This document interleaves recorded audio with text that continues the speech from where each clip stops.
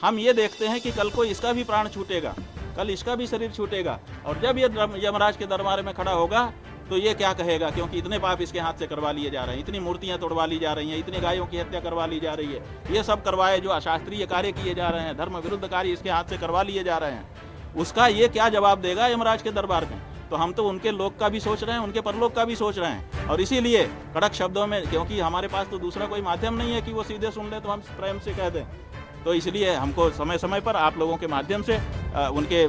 गलत कामों के लिए कड़क से कहना पड़ता है, लेकिन हमारे मन में उनके लिए मैल नहीं है, हम उनका अच्छा चाह करके वो ये बात कहते हैं। लेकिन क्या करें, आजकल तो जो सच कहे, जो आपके हित की बात कहे, वही कड़वी बात आप स्वीकार ही नहीं करना चाहते हो, आप समझते हो ये हमारा दुश्मन है, तो आप दुश्मन मान के। प्रधानमंत्री जी जो अंबानी जी के यहाँ कार्यक्रम हो रहा था, आशीर्वाद सभा हो रही थी, वे भी उसमें आए हुए थे। पहले वो आए, दूर बैठे, फिर उन्होंने हमारी तरफ देखा, फिर वहीं से उन्होंने हमको प्रणाम किया, हमने भी उनको हाथ उठा करके आशीर्वाद दिया। बाद में जब वो वापस जाने के लिए खड़े हुए, फिर वो वर वधू के पास गए, वहाँ से हमारे पास आए, उन्होंने हमारे चरणों में प्रणाम किया। और हमारे यहाँ नियम है, आगत का स्वागत करो, तो हम लोग आगत जो आता है हमारे पास उसका स्वागत करते हैं। कभी भी आप में से कोई नहीं कह सकता है कि आप आए और हमने स्वागत नहीं किया, तो हमारा ये नियम है आगत का स्वागत। और जब जो व्यक्ति प्रणाम कर रहा है उसको आशीर्वाद देना हमारा दायित्व बनता है। और तीसरे, वो हमारे देश के प्रधानमंत्री हैं और उनसे हमारी कोई व्यक्तिगत रंजिश नहीं है। हम सच बता रहे हैं कि इस देश में हमसे बड़ा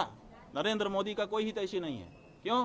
क्योंकि आप लोग उनको प्रधानमंत्री के रूप में देखते हो, नेता के रूप में देखते हो। हम ये देखते हैं कि कल को इसका भी प्राण छूटेगा, कल इसका भी शरीर छूटेगा, और जब ये यमराज के दरबार में खड़ा होगा तो ये क्या कहेगा, क्योंकि इतने पाप इसके हाथ से करवा लिए जा रहे हैं, इतनी मूर्तियां तोड़वा ली जा रही हैं, इतनी गायों की हत्या करवा ली जा रही है, ये सब करवाए जो अशास्त्रीय कार्य किए जा रहे हैं, धर्म विरुद्ध कार्य इसके हाथ से करवा लिए जा रहे हैं,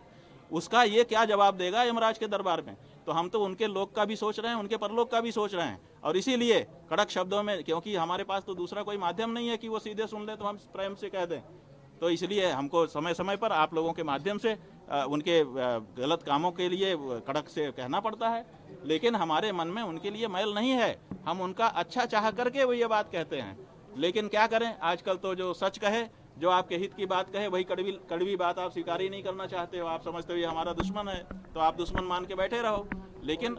उन्होंने आकर के हमको प्रणाम किया, हमको लगा कि इनके मन में भी अब कुछ सफाई हुई होगी, इन्होंने शायद हमारी बातें समझी होंगी, तभी तो अब कड़वाहट नहीं मान रहे हैं। तो हमने उनको मन से आशीर्वाद दिया। अपने गले की पहनी हुई माला,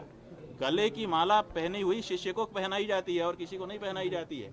ये बहुत बड़ी चीज़ होती है, लेकिन हमने वो उनको प्यार से पहनाई और उनको आशीर्वाद दिया। भगवान उनको और ऊंचा ओहदा दें और उनके अंदर शक्ति दें कि उनके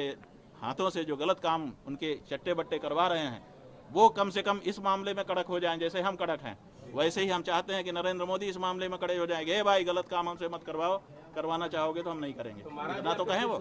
शिष्य हो गए आपके, भाई वो शिष्य हो जाए वो उनसे पूछिए, हमने जो किया हम अपने